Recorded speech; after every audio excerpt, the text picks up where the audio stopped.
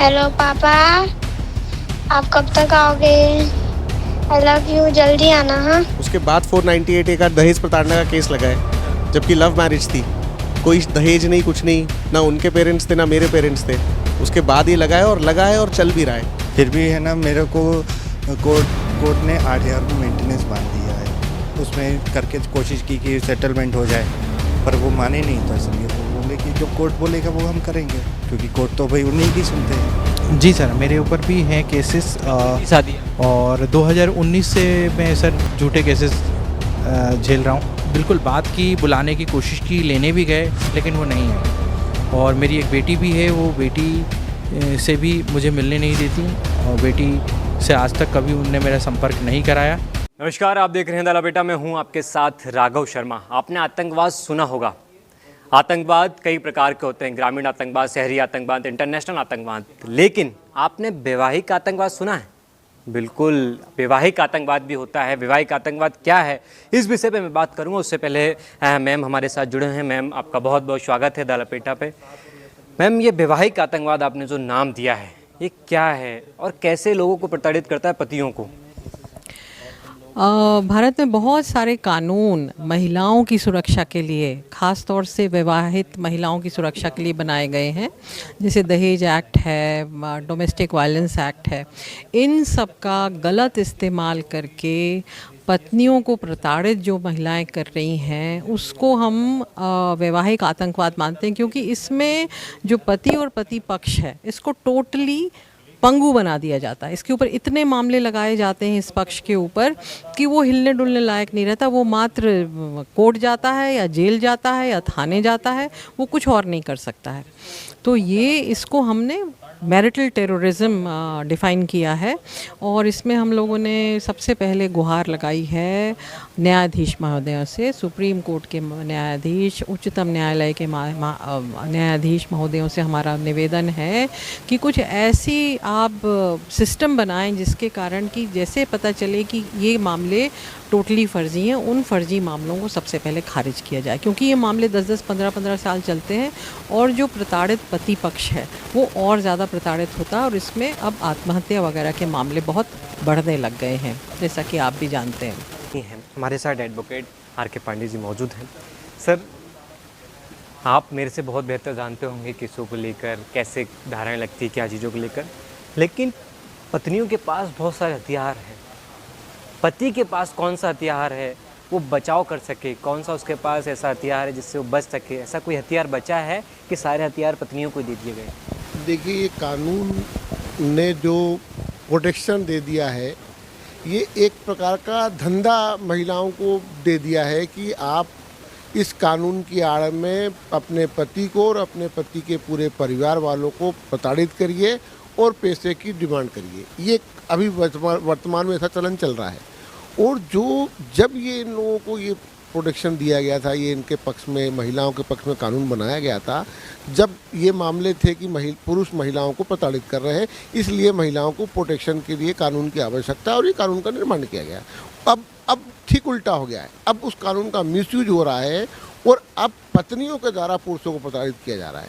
इसलिए अब वर्तमान में आवश्यक है कि पुरुषों के प्रोटेक्शन के लिए लॉ बनाया जाए, कानून बनाया जाए। जैसे पुरुषों को महिलाओं को आपने दिया है अधिकार थाने जाने का, कोर्ट जाने का और टॉर्चर करने का, उसके खिलाफ कार्रवाई करने का, ऐसा पुरुषों को भी दिया जाए।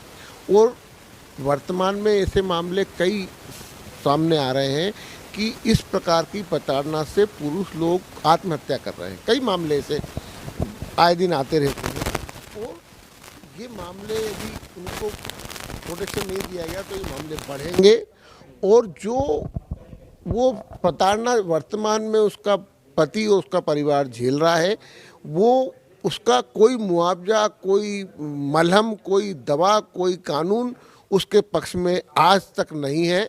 इसलिए आवश्यकता है कि पुरुषों को भी उनके अधिकारों के लिए प्रोटेक्शन दिया जाए। Honourable high court, supreme court से हमारी गुजारिश है कि जैसे सो मोटो आप कई प्रकार के केसों को, यदि मीडिया में कोई केस हाईलाइट हो जाता है तो आपने कई बार सुना होगा कि सुप्रीम कोर्ट, हाई कोर्ट उसको सो मोटो ले लेती।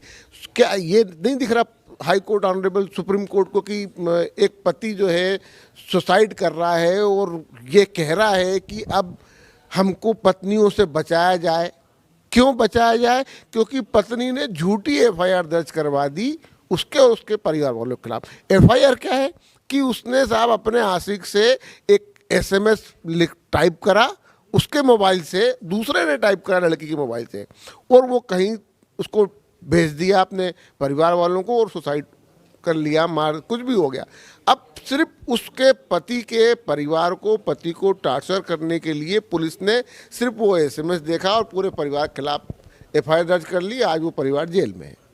ऐसे कई मामले, अभी लेटेस्ट में सतना का डॉक्टर पांडे का मामला है जिसमें अभी भी जेल में है वो, उसका परिवार जेल में है। क्यों जेल में है? कि साहब पत्नी ने सुसाइड करने से पहले एसएमएस भेजा। अरे पत्नी ने भेजा, क्या प्रूफ है आपके पास? इतनी सी बात को लेकर आप उसके पूरे परिवार को अंदर कर देंगे। 2 महीने से 3 महीने से जमानत नहीं हो रही उसकी, पूरे परिवार की, और उसमें उसकी जो दादी है उसको आरोपी बनाया, जो बिस्तर से उठ नहीं पा रही है, खाना नहीं खा पा रही है, लेटरिन नहीं जा पा रही, बाथरूम करने नहीं जा पा रही है, वो कोर्ट करी नहीं साहब बेल नहीं देंगे। अरे क्या आपने ये महिलाओं को ऐसा कानून दे दिया, ऐसा झुंझुना पकड़ा दिया है कि इसका मिसयूज हो रहा है। वर्तमान में आवश्यकता है कि पुरुषों को पक्ष में कानून बनाया जाए। तत्काल जो आवश्यकता है वो ये है कि honourable supreme court, honourable high court पूरे देश की अदालतों को निर्देश जारी करें कि ऐसे जो पारिवारिक मामले हैं, दहेज से संबंधित हैं, टॉर्चरेशन से संबंधित हैं, घरेलू हिंसा से संबंधित हैं, इनको 6 महीने हार्डली टाइम लिमिट में निपटाया जाए। पुलिस को निर्देशित किया जाए कि जो एफआईआर पतियों के खिलाफ लिखाई जा रही है वो बिना जांच के ना लिखाई जाए। पुलिस, महिला गई और थाने में जाके उसने थोड़ा सा हल्ला करा और पुलिस उधार बैठ, वो बिना जांच के ना लिखाई जाए। पुलिस, महिला गई और थाने में जाके उसने थोड़ा सा हल्ला करा और पुलिस उधार बैठी है। क्यों बैठी है ये जुडिशरी को भी मालूम है, वकील को भी मालूम है, विरोधी पक्षकार के माता पिता पति को भी मालूम है कि पुलिस एफआईआर लिखेगी तो उनको भी पैसा मिलेगा और पत्नी के द्वारा लिखाई जाएगी उसको भी पैसा मिलेगा। पुलिस तत्काल एफआईआर लिख रही है, ना कोई सबूत ना कोई प्रमाण। ऐसी एफआईआरों पर रोक लगाई जाए तत्काल। जो मामले पूरे देश में चल रहे हैं पुरुषों के खिलाफ महिलाओं के द्वारा लगाए गए हैं उनको 6 महीने में डिसाइड किया जाए। पत्नी ने दूसरी शादी कर ली, नौकरी कर रही है, फिर भी वो पति से मेंटेनेंस ले रही है, उधर नौकरी से भी पैसे ले रही है, दूसरी शादी भी कर ली, पति बेचारा अब देसी पति करे तो करे क्या? पति करेगा तो करेगा क्या? क्या ऑप्शन है पति के पास? या सुसाइड कर लेता है। हमने सुभाष का केस देखा, बहुत सारे केस अभी निकल कर आ रहे हैं। पति के पास आखिरी ऑप्शन बचता है कि हम अपनी जान ही दे दें, क्योंकि परिवार को वो परेशान नहीं करना चाहता। परिवार, उसके माता पिता भी परेशान होते हैं, हर कोई सदस्य का परिवार का व्यक्ति सब परेशान होता है, तो उसके पास ऑप्शन क्या है? कैसे अपना बचाव कर सकता है? देखिए, सबसे पहले तो मेरी सारे पुरुषों से, पूरे देश के पुरुषों से गुजारिश है कि आत्महत्या बिल्कुल नहीं करें। आप हमारे पास आइए, हम आपको फ्री सहायता देंगे। जिला कोर्ट हो, तहसील कोर्ट हो, थाना हो, हाई कोर्ट हो, सुप्रीम कोर्ट हो, हम आपके लिए लड़ाई लड़ेंगे। लेकिन आत्महत्या करना हल नहीं है। आत्महत्या करना इस समस्या का हल नहीं है, इस परेशानी का हल नहीं है। आत्महत्या के जैसे कदम बिल्कुल न उठाएं। अब जहां प्रोटेक्शन की बात आती है तो ये प्रोटेक्शन उन लोगों को कुछ परसेंट मिल सकता है जो डरते नहीं हो। होता क्या है कि यदि पुलिस ने मान लीजिए दहेज हत्या का मामला, दहेज प्रताड़ना का मामला किसी भी पुरुष के खिलाफ दर्ज कर दिया, अब वो सिवाय भागने के, फरार होने के, इधर उधर छुपने के अलावा उसके पास कोई चारा नहीं रहता। ऐसे पुरुषों को उनके आला अधिकारियों के पास, पुलिस के पास, जुडिशरी के पास, पत्रा चिट्ठी, पीएम के पास, सीएम के पास, लॉ मिनिस्टर के पास, होम मिनिस्टर के पास, ऐसे पत्र, चिट्ठी, एसएमएस, इलेक्ट्रॉनिक माध्यम से जो भी सुविधाजनक लगे उनको अपनी सत्यता लिख के बतानी चाहिए कि ये हमारे खिलाफ झूठी कार्रवाई की जा रही है, ये कार्रवाई रोकी जाए और इन बिंदुओं की जांच की जाए। ये एक मामूली सा प्रोटेक्शन उनके पास है, बाकी उनके कुछ नहीं है। वो बिल्कुल मिसयूज जो हो रहा है वो महिलाओं के द्वारा इस कानून की आड़ में किया जा रहा है। और जो प्रताड़ित हैं उन लोगों से बात की जाएगी। यहाँ पर एक हमारे साथ आर्मी से रिटायर हैं, उनके ऊपर भी केस लगा है। सबसे पहले आपका नाम? मेरा नाम सुमित दिलोरी है। क्या केस लगा है? कब ये पूरा आपके ऊपर केस लगाया गया, उसके बाद मानसिक टेंशन, सबसे बड़ा टेंशन होता है, व्यक्ति इससे परेशान हो जाता है, क्या क्या केस में आपको लगाया? मेरे को घरेलू हिंसा और मेंटेनेंस का, ये दोनों, ये 2020 से। और क्या चीज़ों को लेकर शादी थी, क्या मांगा जा रहा है? पत्नी जॉब करती है? हाँ, मेरी ये सेकंड मैरिज है और पत्नी भी जॉब करती है, उसको भी 27 या 500 रुपये मिलते हैं। फिर भी है ना, मेरे को कोर्ट ने 8,000 रुपये मेंटेनेंस बांध दिया है। मतलब जॉब करती है, उसके बाद भी आपसे पैसे मांगे? हाँ, 8,000 रुपये हर महीने के। शादी को कितना टाइम हुआ था? 2018 में। कौन कौन है आपकी फैमिली में? मैं, मेरी मम्मी पापा। अच्छा, क्या चाहती हैं? वह तो वो बोले जो कोर्ट चाहेगी वो हम करेंगे। हाँ। पहले तो हमने अपने उसमें करके कोशिश की कि सेटलमेंट हो जाए, पर वो माने नहीं, तो इसलिए वो बोले कि जो कोर्ट बोलेगा वो हम करेंगे, क्योंकि कोर्ट तो भाई उन्हीं की सुनते हैं। जी। तो आपको मानसिक टेंशन इतना हो, हाँ। माँ बाप चीज़ों को लेकर बहुत, जी जी जी। कभी मन में विचार तो बहुत सारी चीज़ें आती हैं। अब आती है, अब मेरे पीछे मेरे माँ बाप हैं, वो कैंसर पीड़ित हैं। हाँ। चिरायु में उनका कीमोथेरेपी होता है। अब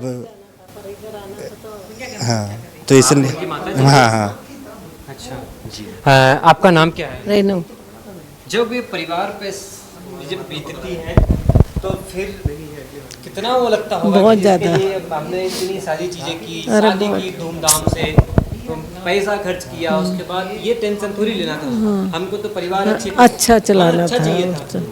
फिर क्या, कैसे हो जाती चीज़ें? ये सब बस वो लालच आ जाता है कि भाई इसके पास पैसा है, मेरा भविष्य कैसा क्या होगा, तो पहले से ही है ना डिमांड शुरू हो जाती है कि भाई मेरे को जो आपका घर है, आपके जेवर जो लॉकर होते हैं उसमें कितना जेवर है जी, ये बस यही मेरे साथ।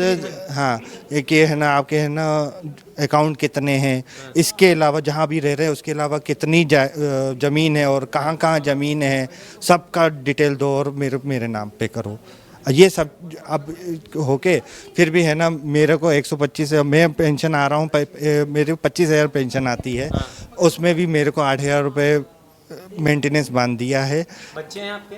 नहीं है। हाँ। बच्चे नहीं है। वो जॉब करते हैं और आपने कोर्ट को बताया नहीं कि वो जॉब करते हैं? अब कोर्ट ने जज साहब के सामने बोला है हाँ। कि मैं 27,500 रुपये कमाती उसके हूँ। बाद भी 8,000? हाँ, तो वो जो डिग्री होती है जिसमें 8,000 रुपये मेंटेनेंस का जिसमें लिखा है, उन्होंने उस पर भी लिखा हुआ है कि 8,000, ये मतलब 27,500 रुपये कमा रही है। तो आप तो बीमार हैं, हाँ जी बता रहे हैं कि आप जी। कैंसर की, नहीं, मुझे नहीं पता। पिताजी को है।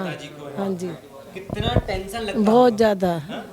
सास ऐसा होता जीने तो होती है। जीने तमन्ना नहीं होती, पर जीना पड़ता। वो बीमार है, उन्हें भी देखना है, मुझे इसे भी देखना है। स्वाभाविक बात है कि आप तो बच्चे को देखेंगे ही हाँ, देखेंगे। और वो पिताजी बीमार है, उन्हें भी देखना है। तो महिला का हृदय तो बहुत बड़ा कहा जाता है कि माँ का हृदय होता है, महिला तो सबके लिए अच्छा सोचती है। आज के टाइम में ऐसा क्या हो गया लड़कियों को? अब क्या मालूम, अब पढ़ लिख जाती है, माँ बाप बोलते हैं आजा, इधर ही देखते हैं सब। माँ बाप की गलती है जो इतने शिक्षा माँ नहीं दे बाप पाए। की भी रहती हैं। आपने भी तो शादी की है, आपकी भी तो आपने बच्चे। अरे भैया, हमारी शादी हुई, हमारे तो वो पति, generation हमारे आज कहाँ पति चली तो गई? देवता वो थे। सही generation कहाँ चली गई? अब मौसम ही ऐसा चल रहा है अब तो। अच्छा, आप भी जी हाँ, आप पर क्या केस? यही? मेरे ऊपर 11 केसेस हैं। ओके, क्या नाम है आपका? मेरा नाम निर्मल शिम्पी है। हाँ, मेरे ऊपर 11 केसेस लगे हुए हैं और सारे सारे झूठे हैं। क्या पत्नी करती हैं आपकी, क्या नाम है उनका? मेरी पत्नी का नाम सोनिया शिम्पी है। हाँ, बिलाबोंग स्कूल में टीचर थी वो। हाँ, उसके बाद वो दूसरे किसी और स्कूल में गई और अभी वो एक प्राइमरी स्कूल की टीचर है और ऑनलाइन पढ़ाती है और प्लस किसी एक और स्कूल में टीचर है जो उन्होंने बताया नहीं है अभी। सो सिर्फ मेंटेनेंस मांगा गया। कितना, कब शादी कब हुई थी? 2003 2003। तलाक कब, तलाक के लिए प्रोसेस किए आपसे? अभी करा है उन्होंने 2-3 साल पहले। बेबी?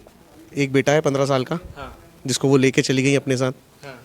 कब से चली गई इनको छोड़ के? 2019 सितंबर 2019 से। उसके बाद कंटिन्यू चली रही है? हाँ, उसके बाद तो वापस नहीं आई ना वो। हाँ। उसके बाद वो वापस नहीं क्या आई। चाहती क्या है वो? पैसे चाहती है 50 लाख रुपए। हाँ, मतलब कहाँ से दें? वो कहीं से भी आप लाके दो, उनको उससे कोई फर्क नहीं पड़ता कहाँ से लाके देंगे आप। उनको तो पैसों से मतलब है और यही इसी कानून का तो फ़ायदा उठा रही है, क्योंकि कानून में वो, और वो तो बोलती हैं कि मैं हूँ अबला। एक डिस्कशन में कहीं किसी से बात हो रही थी तो उन्होंने बोला कि हाँ मैं हूँ अबला। जब उन्होंने बोला कि अरे तुम तो पढ़ी लिखी हो, स्कूल में जॉब कर रही हो, वो एक मिनट रुकना इसको। हाँ, तो उन्होंने नहीं दिखा सकते, कोई बात नहीं, वो प्राइवेसी होती है चीज़ों को लेकर। डिफॉर्मेशन लगा दी। मैं समझता हूँ चीज़ों को लेकर। एक बात आपसे समझना है मुझे, 2003 में शादी हुई आपकी, 19 में उन्होंने अलग हो गए आपसे। आपके माँ बाप टेंशन में, आप भी टेंशन में। किसको देख आप क्या सोचते होंगे कि मैंने तो बच्चे की शादी उन्होंने ही कराई थी कि लव मैरिज की थी? अब लव मैरिज की थी, उसके बाद ये हो रहा है। उसके बाद 498 का दहेज प्रताड़ना का केस लगा है, जबकि लव मैरिज थी। कोई दहेज नहीं, कुछ नहीं, ना उनके पेरेंट्स थे ना मेरे पेरेंट्स थे। उसके बाद ये लगाया गया। जी हाँ, उसके बाद ये लगा है और चल भी रहा है। कोई और अफेयर? किसका अफेयर वाली बात नहीं है, वहाँ पर बात यह है कि थोड़ा सा रिलीजन वाला मैटर है, हाँ। हिंदू मुस्लिम वाला। आप? मैं हिंदू हूँ वो मुस्लिम? जी। तो मुझ पे प्रेशर बनाया गया कि भाई आप इस्लाम कबूल कर लो तो आपको बीवी बच्चा सब मिल जाएगा, और नहीं तो फिर हम आप पे केस लगाएंगे, फिर ऐसे ही परेशान रहोगे। तो ये इस मुद्दे को उन्होंने एक पारिवारिक मुद्दा देके और केस में फंसाया, और ये सारी चीज़ें हो रही हैं अब। 2003 में जब आपने लव मैरिज की तब उन्होंने नहीं सोचा कि मैं वो हूँ? भड़काने वाले मिल गए ना बीच में।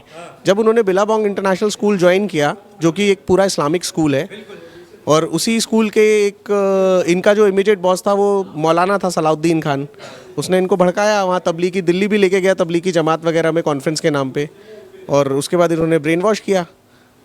अब ये मुझे बच्चे से, मेरे ऊपर तो कई हमले हुए कि भाई वो मुसलमान है, मुसलमान का बच्चा है, तुम उसको क्लेम कैसे कर रहे हो। जब से मैंने कस्टडी का केस लगा रखा हुआ, ये सारी चीज़ें हो रही थी मेरे ऊपर। कब से नहीं मिले आप बच्चे से? बच्चे से मुझे कोर्ट ने आदेश किया हुआ है कि मैं दूसरे और चौथे शनिवार को मिलूं बच्चे से। तो कभी लेकर आती है, कभी नहीं लाती है। अभी जैसे पिछले 5 महीने से लेकर नहीं आई थी, फिर अभी लास्ट शनिवार को लेकर आई थी वो। अभी कल फिर अगर शायद लेकर आए या नहीं आए पता नहीं, लेकिन इसमें मैं कुछ नहीं कर सकता। हमारी इतना दर्द होता होगा कि एक बच्चा। जी हाँ, मैं आपको सुनाता हूँ, आप देखिए, और आपको मैं सुनाता भी हूँ, क्योंकि पिता अपने बच्चे से दूर रहे, जिसने मैं सोच नहीं सकता चीजों। ये सुनिए। हेलो पापा, आप कब तक आओगे?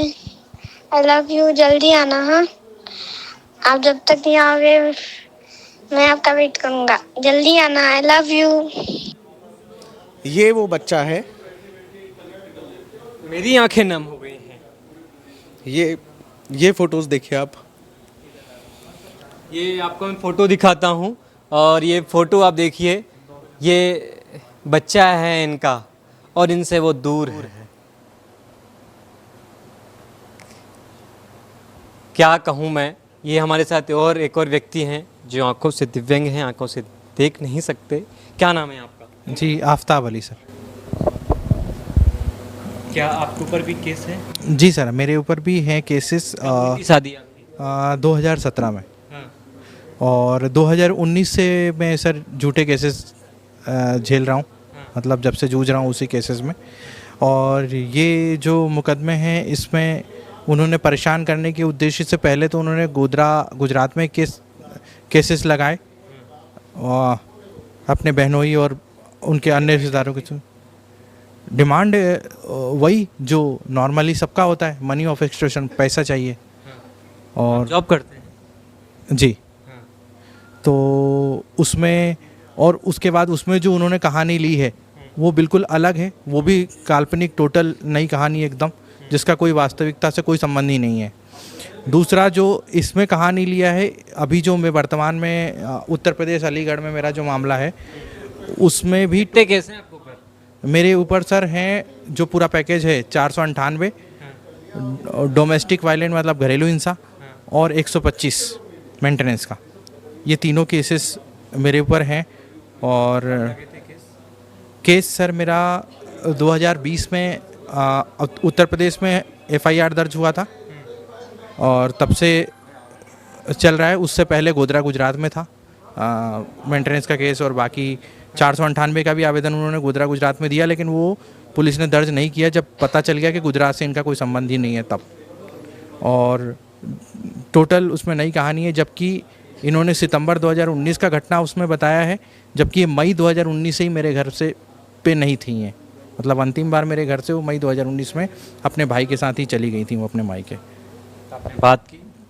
बिल्कुल बात की, बुलाने की कोशिश की, लेने भी गए, लेकिन वो नहीं आई। और मेरी एक बेटी भी है, वो बेटी से भी मुझे मिलने नहीं देती और बेटी से आज तक कभी उनने मेरा संपर्क नहीं कराया।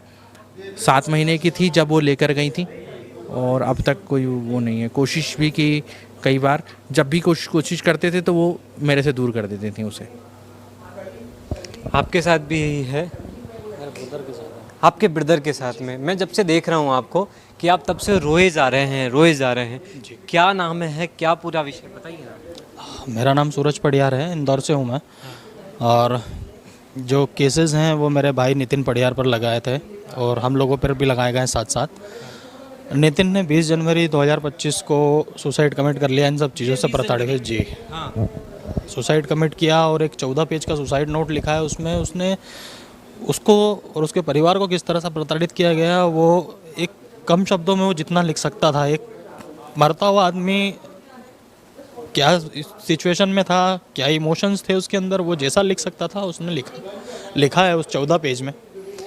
और जिन लोगों से वो प्रताड़ित था, जिन लोगों ने उसको प्रताड़ित किया, उसकी पत्नी हर्षा शर्मा, सास सीता शर्मा, मीनाक्षी शर्मा, उसकी सालियाँ हैं वर्षा शर्मा, इन चारों के उसने क्लियर रूप से साफ साफ तौर से नाम लिखा है कि ये सभी इसके जिम्मेदार हैं, उसकी आत्महत्या के पीछे। नितिन बाद भी केस लगा दिया उन्होंने? केसेस हम लोगों के ऊपर ऑलरेडी हैं और अभी नितिन का सुसाइड कमिट करने के बाद भी मेरी मदर और मुझ पे अभी भी 498 का केस जी 498 का केस हम लोगों पर अभी भी है, राजस्थान के कुचामन सिटी थाना में जी। यहाँ से इंदौर से 700 किलोमीटर दूर है सर वो। और 7 महीने 8 महीने के अंदर अंदर हम लोगों को कम से कम वहाँ 12 से 13 बार बुलाया गया है। मतलब आप ये समझिए कि 1 महीने में लगभग 2 बार हम लोगों को वहाँ बुलाया जाता है। कई बार हम लोगों की पेशी होती है, कई बार मना कर दिया जाता है, 8 दिन बाद आइए, 15 दिन बाद आइए।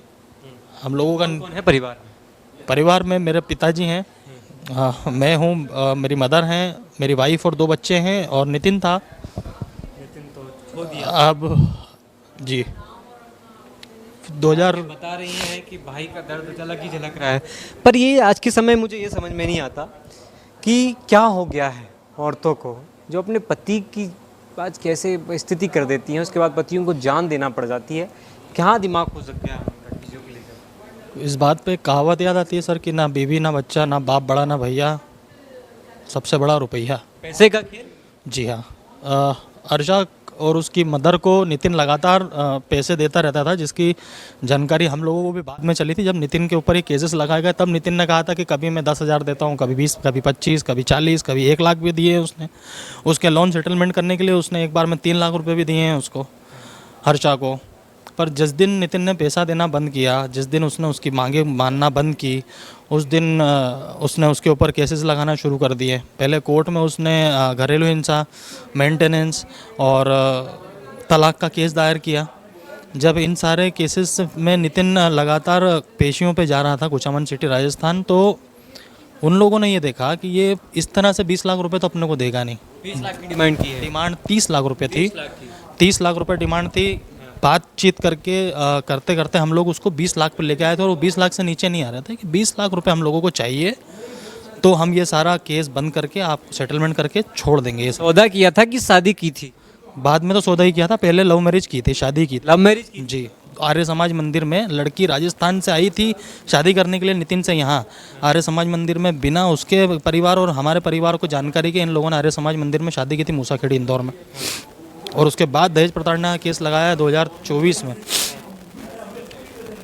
अब आर्य समाज मंदिर में क्या ही दहेज का लेन देन होता है, या जब उनके माँ बाप और हमारे माँ बाप ना हो, वहाँ किस तरह से दहेज का लेन देन होता है। कानून कहते हैं, कानून सुनता है, नहीं सुन रहा है क्या कानून?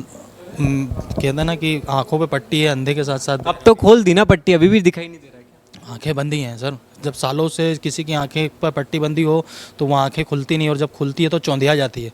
सच्चाई उन लोगों को दिखती नहीं है, और सच्चाई देखना इतना आसान। अभी भी केस चल रहा है? जी हाँ, 498 का केस मम्मी और मुझ पे अभी भी है, जिसकी अभी तारीख है अप्रैल 21 या 22 तारीख को। अभी भी शांति नहीं मिली? जी नहीं, बिल्कुल नहीं। हमने पति खो दिया, एक भाई खोने के बाद भी, एक बेटा खोने के बाद भी हम लोगों के ऊपर से केसेस नहीं हटे हैं। उन चारों महिलाओं पे 108 बीएनएस के तहत बाड़ंगा थाने में हमने एफआईआर दर्ज कराया है, पर उन चारों महिलाओं में से एक भी महिला गिरफ्तार नहीं हुई है। 82 दिन हो चुके हैं। क्या कहूँ, शब्द मैं खुद एक चीज़ों को सुनते सुनते मैं खुद भावुक हो गया हूँ, क्योंकि किसी का बच्चा उससे दूर है तो किसी के माँ बाप बीमार हैं, वो अपने माँ बाप को छोड़ के नहीं जा सकता, तो किसी ने अपने भाई को खो दिया है।